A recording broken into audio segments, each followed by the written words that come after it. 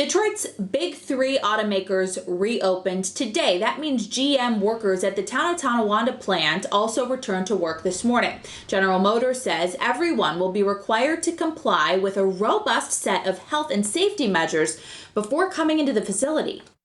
We're trying to keep everybody safe and try to keep their spirits high. General Motors employees at Powertrain in the town of Tonawanda hadn't been to work in nearly 2 months. But Monday, the doors opened once again. We looked at this as an opportunity to really take a look at our workplace with a fresh set of eyes. Jim Glynn is the vice president of global workplace safety for GM in Detroit. He tells me everything inside the plants has changed, from reminding people of social distancing requirements to wearing masks and gloves. Starts really literally in the parking lot. As you enter our facilities, we have visual cues that will remind people on what 6 feet feels like and what it looks like, because we're kind of social beings and we want to try and come together, and we see old friends that we haven't seen in a couple of months. So we want to shake hands and catch up, and we need to have these the new normals around.